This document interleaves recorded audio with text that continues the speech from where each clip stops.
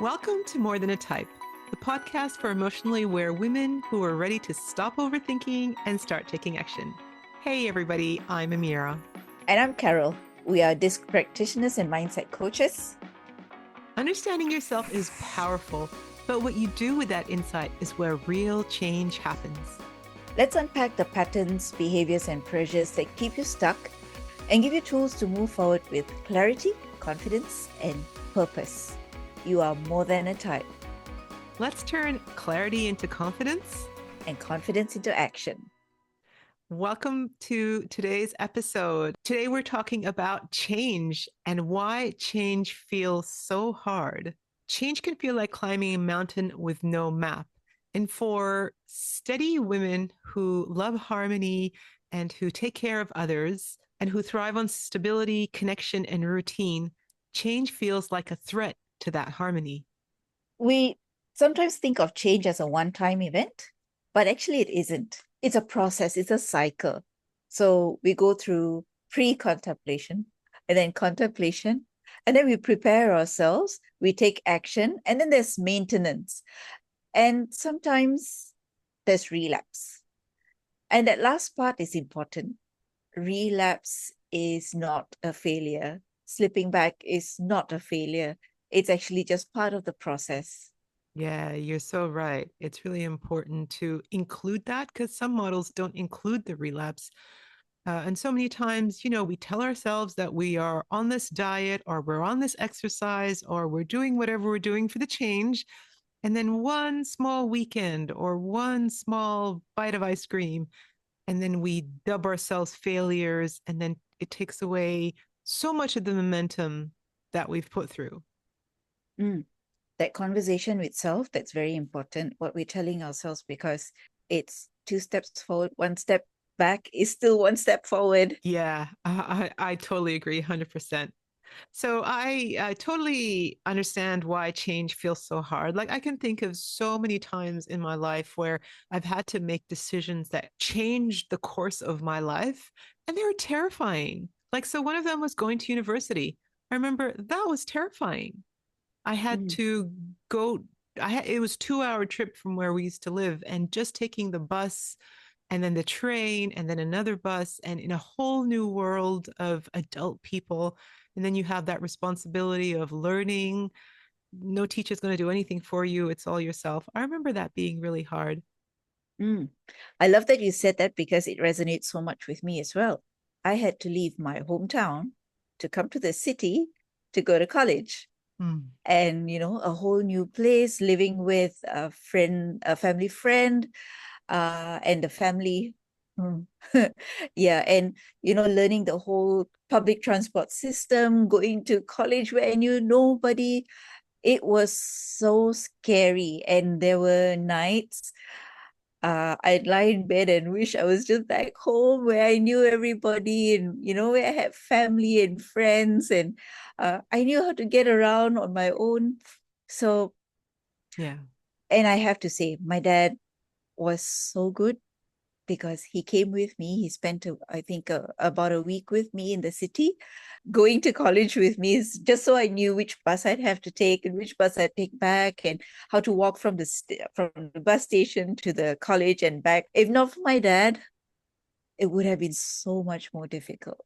Yeah, that's really beautiful. And that just shows you how much you were nurtured in your family environment to move forward to change.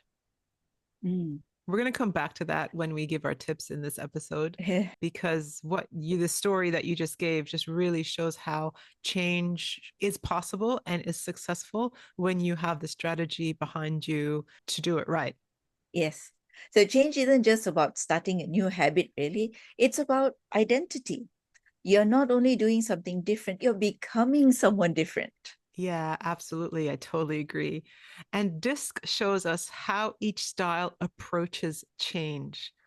The dominant energy pushes people fast, and it actually gets frustrated if others lag.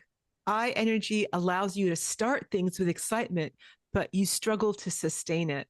So just understanding Mm. that that energy processes or reacts in this way helps you maneuver it. C style energy gets you to delay what you want to do by overthinking, by making sure things are perfect and waiting for perfect days or perfect plans. And S energy, which is what we're talking about today, well, when you're in your S energy too much, you hesitate because change disrupts that comfort, safety, connection that S style people value the most. Mm. And for those who have S as their dominant style, the mindset shift is this: change isn't a betrayal of your loyalty or your steadiness, it's an expansion of it. You still can be steady while stepping into something new. Yeah, and that's really hard because when you're in your S energy, you're very tribal. You're very Mm, community. You're very in the flow with everybody around you, very in tune. So now you're telling someone who has high S energy to step out from the tribe. How hard is this? mm, yeah, very challenging because within ourselves itself, there's conflict. Mm, Like, do I do this? Do I not? And then you start to think about what will others think? What will others say? yeah, Which keeps you back in that comfort zone again. that's right. But the thing is that once you start dreaming for more, there's a part of you that just wants change. Yeah. And that's when you're trying to honor that part and you want to honor what you already have. And that's the Mm. conflict within yourself of staying stuck. Yeah, correct. That's true. So here's a trap that women who have a high S in their profile fall into. When something happens, they stay quiet. They say, I'm fine. You'll notice that they stay in the same role for years. They say yes to everyone, while silently they avoid the very change that would actually give them the relief or the next stage that they secretly need to evolve in their journey. Mm. People stay where they are until it's so uncomfortable that they need to move. Yeah. This is the S style. Yeah. This is how we are. And I feel like it's this reactive versus proactive. Mm, If nothing's broken, don't change it. correct. But sometimes you do need change. The world changes. The world is always changing around us. And sometimes I have felt that I need to change or else I just get left behind. Mm. So, what does it look like when other people see a person unwilling to change or resistant to change? The D styles may see her as indecisive or lacking ambition, making her easily overlooked. Hmm. The I styles may think that she's too cautious or unadventurous. That means boring, Yeah. which is not where we want to be. Yeah, like you want to go out after work for a drink or dinner, and there's always that someone in the office that goes, I'm going to stay and look after all the things. And you just want to go out and have a little bit of a relief to the end of your day. Yeah. But the S energies maybe don't see it that way. They'd rather go home and rest Mm. or go home and take care of the children, feed the cats, you know. Mm. They're happy in their little cocoon. They're Mm. happy where they are, which is why they stay where they are until it doesn't work anymore. Mm. Other S style women may empathize with this person who is resisting change, but they'll also reflect on it and think about how stuck they already feel. Mm. They themselves feel stuck, right? Mm. And the C styles may respect her loyalty, Yeah. but worry that she's blocking progress because they can get too stuck in old ways to be efficient or effective because that's what the C's want, right? They want efficiency and effectiveness. Mm. Yeah. So while someone who has a very high S energy believes that she's protecting harmony, others may see her as stagnant. The irony is that when she takes even small steps, steady steps, people begin to see her as strong, thoughtful, and wise. Yes. So I've got a story. I remember working in good old Spotlight. It's a big department store with craft and home and great place. Worked there for a Mm. few years. We were all assigned to different departments. So there's the point of sale, there's craft, there's furnishings, there's kitchen. So, and we were all designated in our areas and we all got to know each other really well. And then within, I'm not sure, maybe a year after that, while I was there, they decided to change everyone from their departments into new departments so that everyone kind of knew how the other departments worked. Well, some people said this was exciting and it was an opportunity for change because they'd gotten so bored with where they're at. But some people really hated it. And I think, especially the ladies who were in the back that do the online orders, and they just come out into the shop and grab a few items and pack it up to go. Well, they now had to come to the front of the store and they had to actually interact with other people and customers and learn how to use the teller. And I just remember that that time was a very unhappy time for all my colleagues. And there were constant meetings to talk about why this was necessary. And people would always be asking, why can't we just go back to our old departments? Now that I'm reflecting upon it, you had a myriad of different styles there in different positions. And then you had the I styles that were ready to move on and who were very comfortable with talking to people. And then you have the people who are at the back of the house who perhaps just want to do their job, don't want to talk to people, just want to get it done. And now you're forcing them to put on charismatic and be chatty with customers, and that perhaps was not their strong suit. Mm. Reminds me of a situation as well. Reminds me of my own story. How I was very happy to be behind the scenes for for a lot of things. When I was working in a networking organization, I would do all the back-end stuff for events, everything. I coordinated the whole show from start to finish, but always behind the scenes. And when I transitioned to being a business owner, I suddenly had to be in front of the camera, Amira. I had to be in front of people. And that was such a huge shift. I will go back to the story later and tell you how I worked to manage the shift. Yes, looking forward to that. So let's take a look at an example of how, if you have high S energy or you're in your soft, feminine, nurturing energy, what it's like when it's resourceful versus when it's not resourceful. So imagine Mm. this lovely, nourishing, archetypal, mothering kind of person. Imagine that she's been offered a leadership role.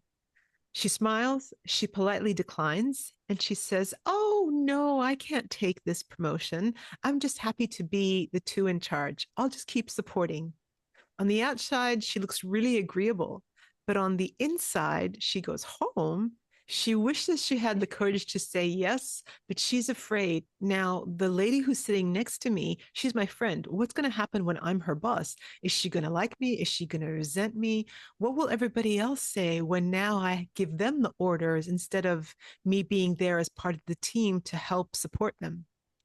Mm. So that's an unresourceful response to change, saying no to something that you really want or could be really good at because you're worried about rocking the boat. That's a real scenario for me. Hmm. Now, imagine her saying, "This is new, but I'll start by leading one project and see how it goes." That one small step honors her steady nature while she's moving forward, and people notice her strength. She doesn't lead like the D, the I, or the C. She leads with compassion, understanding, and calm strength, making sure that each individual in her team is thriving. Oh, I love that. And that's the shift. You go from that hesitation to this real sense of like grounded courage Mm, where you care about what you want and care about what others want as well. mm. So, how do you move through change without breaking down? We've got 5 research backed strategies that work beautifully for women in the S energies. Number 1, know your why. Get clear on why you want to change. Change sticks when it's meaningful. We thrive on alignment. So ask yourself, how will this change support relationships, loyalty, and purpose? That clarity becomes your steady anchor. So remember, I was talking about shifting from behind the scenes to being in front of people, to being visible, to being the face of my business. I challenged myself to come up with 10 videos, which I would post on Facebook. So one video a week for 10 weeks. And that was my promise to the audience in the first video itself, that I will post 10 videos. And I was very awkward. I was, I didn't know what to do with my hands. I didn't know what to do about my face. Was I smiling? It was so strange. But I did it, Amira, because I had to think about why I was doing this. I was doing this not for me, but because I had a message to share with my audience. I wanted them, I had something to give them to make their lives better. So I kept at it. Yeah. Yeah. Congratulations for doing so, because as you slowly start to build the skill, your comfort level starts expanding. And soon enough, you're doing the things you want to do and you're actually enjoying it. Yeah. Oh, but I have to say, I wasn't enjoying it at first. It was very awkward and so far outside my comfort zone. Yeah. But yeah, knowing why I was doing it meant I kept doing it, right? Yeah. And also, I think the fact that I didn't ask too much of myself from the start. I didn't say, oh, I'm going to host a webinar, 2-hour webinar to start with. No, no, no. I did something small, just a short video. So the second step is really break it into micro steps. Don't leap, move gently. Start with tiny, doable actions. These build confidence. And then it shows your nervous system that growth is safe. And we've got this. We can handle this. James Clear calls this atomic habits, the small routines that transform over time. And I also like this thing about stacking habits or habit stacking. It's adding something to what you're already doing. So like when I wanted to start meditating, I knew that every morning I would have my coffee. So before my coffee, it was 5 minutes of meditation just to calm my nervous system down. That's habit stacking. So it's a little bit something when we're trying something new, make small steps, make it consistent. Yeah. And stick it to a habit that you're already doing, and it's more likely to stick. That's right. Yeah, I love it. I love it. So, the third tip for how to navigate change gracefully is to engage both your mind and your body. So, change works best when your head and your heart are on the same team. You need a plan that makes sense both logically and emotionally, but you also need to feel safe and motivated. So for the S energy, it's a very kinesthetic type of energy. It means how you feel safe with the thought of doing something that's new. When you create a safe environment for your body and then bring in the ideas of all the new things that you're doing, you're slowly, I guess, titrating, you're slowly creating that mental environment. And so it's not so scary making big decisions. So, an example here would be where when I moved into aged care, it was a completely different type of environment for me. I was there to assist people who needed help with everyday living. So I was going straight into their homes, straight into their bedrooms, getting them out of bed into showers. So it's a very personal experience. And so I remember thinking, how am I going to undress somebody other than me? I remember thinking, how am I ever going to get over that?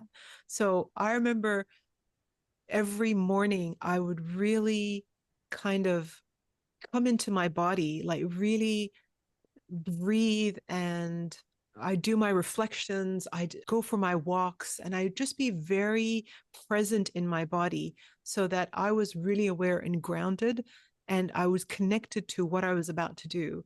So I would then imagine and visualize myself. I would visualize myself as like just a confident, helper coming in to help someone who was waiting for me and needing me to get on with their day.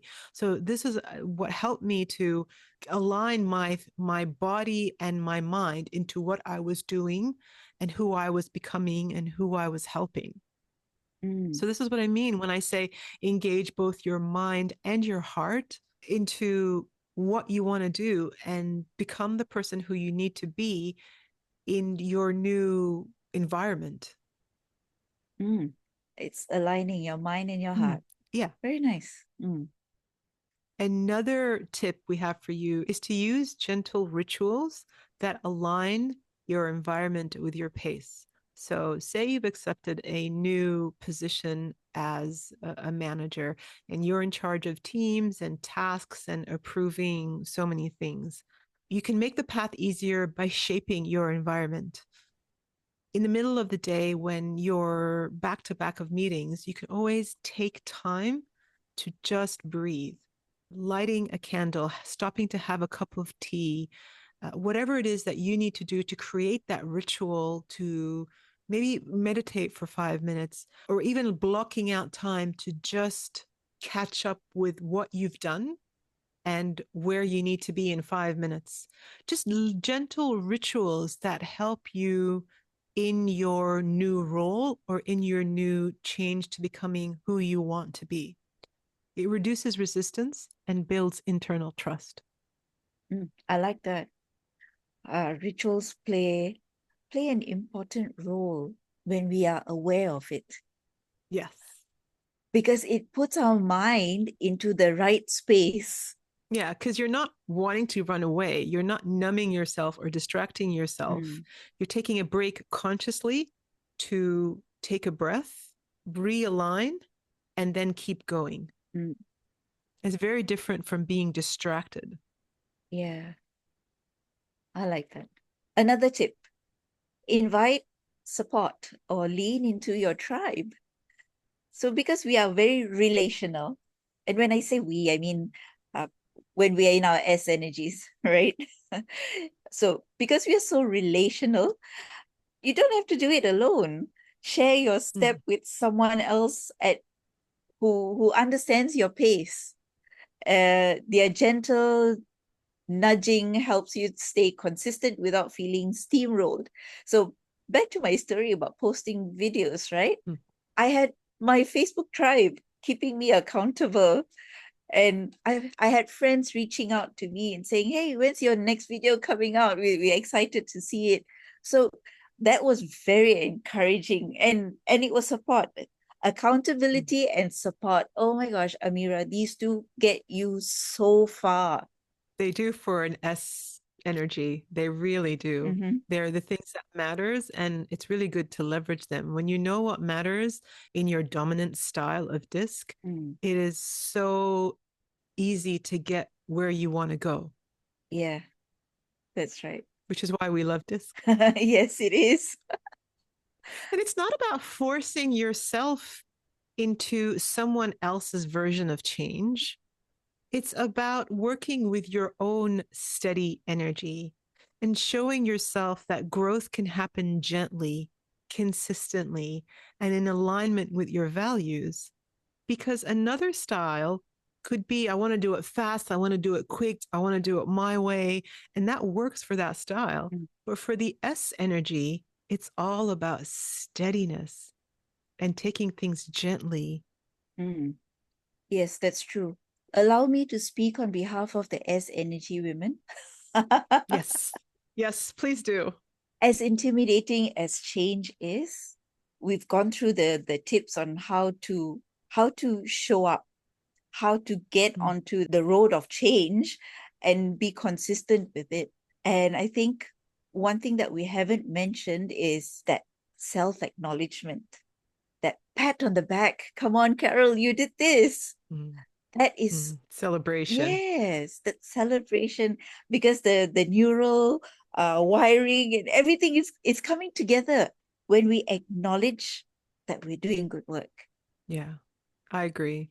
And it's a combination, right? When you self acknowledge, so you're looking for the internal validation, and then you have validation from the external as well, telling you that you're doing well, Mm-hmm. that's your facts. Yes. You're not just fooling yourself thinking that you're doing a good job and on the outside you really aren't. Mm. When you marry the two together, the internal validation, the external validation, that gives you true evidence that change is happening in your life the way you want to go. Yeah, that's right.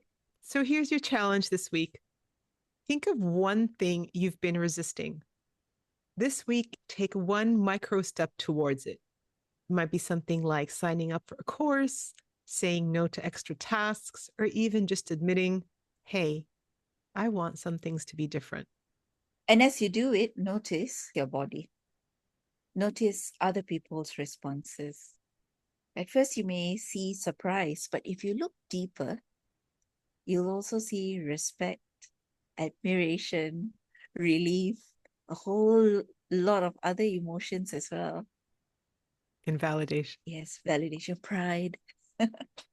And cheering on. Yes, support. Because change is hard, but every step forward proves that you're stronger than you think. Thanks for joining us for More Than a Type. If today's episode resonated, please like, share, and leave us a review. It helps more women discover the show. And we'd love to hear your story. What's one change you've been resisting? Share it with us. Your story might inspire another woman. Next time, we're diving into the conscientious style energy when standards become stress. Until then, keep leading with clarity and living with purpose.